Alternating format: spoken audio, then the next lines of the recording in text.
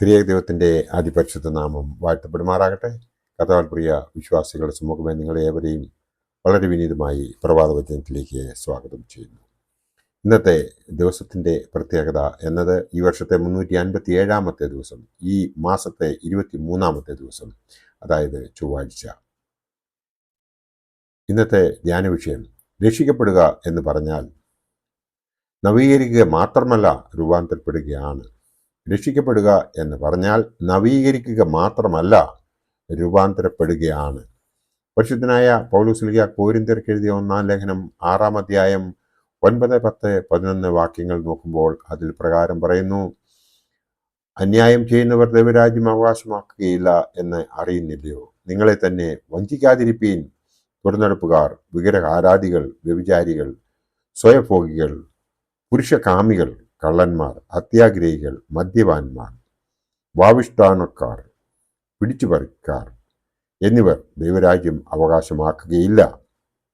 നിങ്ങളും ചിലർ ഈ വകക്കാരായിരുന്നു എങ്കിലും നിങ്ങൾ കർത്താവായ യേശു ക്രിസ്തുവിൻ്റെ നാമത്തിലും നമ്മുടെ ദൈവത്തിൻ്റെ ആത്മാവിനാലും നിങ്ങളെ തന്നെ കഴുകി ശുദ്ധീകരണവും നീതീകരണവും പ്രാപിച്ചിരിക്കുന്നു എന്ന് ഇവിടെ പറഞ്ഞിരിക്കുന്നു.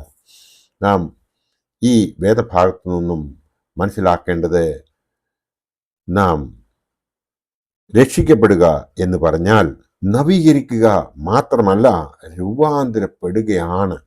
അതായത് രക്ഷിക്കപ്പെടുന്നവർക്ക് ഈ കണ്ട കാര്യങ്ങളൊന്നും തന്നെ ചെയ്യുവാൻ സാധിക്കുകയില്ല. യേശു ക്രിസ്തുവിൻ്റെ സുവിശേഷം നിശ്ചയമായും ആളുകളെ വ്യത്യാസപ്പെടുത്തുന്നു.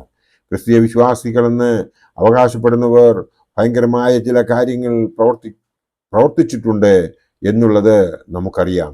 എങ്കിലും മദ്യപാനത്തിലും സകലവിധ ദുർനടപ്പുകളിലും അടിമകളായിരിക്കുന്ന ആയിരങ്ങൾ രക്ഷകനിൽ ആശ്രയിച്ചത് മൂലം അത്ഭുതകരമായി വിടുവിക്കപ്പെടുന്നുണ്ട് എന്നുള്ളതും ഒരു യാഥാർത്ഥ്യം തന്നെയാണ്. അതുമാത്രമല്ല, അപരിഷ്കൃതമായ കാട്ടുജാതിക്കാരുടെ മധ്യത്തിലേക്ക് രക്ഷയുടെ സുവിശേഷവുമായി കടന്നു ചെല്ലുകയും വെറും 20 വർഷം കൊണ്ട് സമൂഹത്തെ മുഴുവനും സംസ്കാരമുള്ളവരും നിയമത്തെ ബഹുമാനിക്കുന്നവരും ക്രിസ്തുവിശ്വാസികളുമാക്കി തീർക്കുകയും ചെയ്ത മിഷണറിമാരെ പറ്റിയും നമുക്ക് അറിയാം.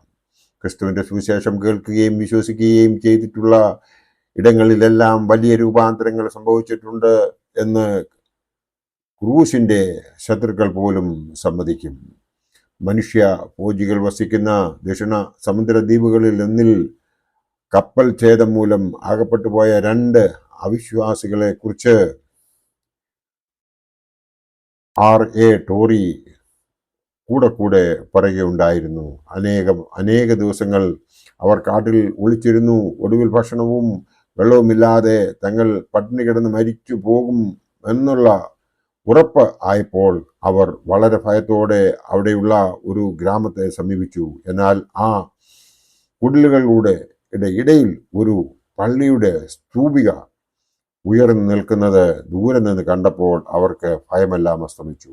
അവർ സധൈര്യം മുമ്പോട്ട് പോയി. തങ്ങളുടെ ആ നടപടിയിൽ കൂടെ സുവിശേഷത്തിന് നരഭോജികളെയും വ്യത്യാസപ്പെടുത്തുവാൻ കഴിവുണ്ടെന്ന് അവർ മൗനമായി സമ്മതിക്കുകയത്രേ ചെയ്തത്.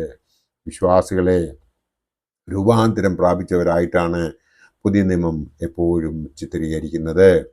അതുകൊണ്ട് ക്രിസ്ത്യാനികളെ ഇന്ന് അവകാശപ്പെടുന്നവർ ദുർനടപ്പിനോ മദ്യപാനത്തിനോ അടിമകളാണെങ്കിൽ നിങ്ങൾ വിശ്വാസത്തിൽ ഇരിക്കുന്നുവോ എന്ന് നിങ്ങളെ തന്നെ പരീക്ഷിപ്പീൻ എന്ന് 2 കൊരിന്ത്യർ 13:5 പറയുന്നുണ്ട്. പൗലോസിന്റെ പ്രബോധനം നമുക്ക് ഇവിടെ ശ്രദ്ധിക്കേണ്ടതാകുന്നു. യേശു ക്രിസ്തുവിനെ പാപമോചനവും പാപത്തിൽ നിന്നുള്ള വിടുതലും സമാധാനവും നൽകുവാൻ സാധ്യമാണെന്ന് എത്ര ഭയങ്കരമായ പാപിക്കും ഉറപ്പ് നൽകുവാൻ രക്ഷകനെ അറിയുന്ന നമുക്ക് കഴിയും. അതെ, സുവിശേഷം ആളുകളെ വ്യത്യാസപ്പെടുത്തുന്നു എന്നുള്ളത് നമുക്ക് ഈ വേദഭാഗത്തുനിന്നും മനസ്സിലാക്കുവാൻ സാധിക്കും. എത്ര ക്രൂരകൃത്യം ചെയ്യുന്നവരാണെങ്കിൽ പോലും അവർക്ക് സുവിശേഷം കേട്ട് കഴിയുമ്പോൾ ഒരു മാനസാന്തരം ഉണ്ടാകും എന്നതിന് യാതൊരു സംശയവുമില്ല. അതിൽ നമ്മൾ മനസ്സിലാക്കേണ്ടത് എന്താണ് രക്ഷിക്കപ്പെടുക എന്നത് ആണ്. നാം ദൈവത്തെ തിരിച്ചറിഞ്ഞ് അവൻ കാണിച്ചു തന്നതായ ആ വഴിയിലൂടെ യാത്ര ചെയ്യുമ്പോൾ നമ്മൾ രക്ഷിക്കപ്പെട്ടവർ ആകും. അതിന് യാതൊരു സംശയവുമില്ല. ചെറുപ്പത്തിൽ തന്നെ നമ്മൾ മാമോദീസ സ്വീകരിക്കുകയും മൂറോൻ അഭിഷേകത്താൽ അനുഗ്രഹം പ്രാപിക്കുകയും ആദ്യ കുർബാന അനുഭവിക്കുകയും ഒക്കെ ചെയ്ത് പരിശുദ്ധാത്മാ നിറവുള്ള നമ്മൾ കർത്താവായ യേശു ക്രിസ്തു നമ്മെ കാണിച്ചു തന്നതായ ആ വഴിയിലൂടെ യാത്ര ചെയ്യുമ്പോൾ നമ്മൾ രക്ഷിക്കപ്പെടുകയാണ്. രക്ഷിക്കപ്പെടുക, അതായത് രക്ഷിക്കപ്പെടുക എന്ന് പറഞ്ഞാൽ നവീകരിക്കുക മാത്രമല്ല, രൂപാന്തരപ്പെടുക കൂടിയാണ്.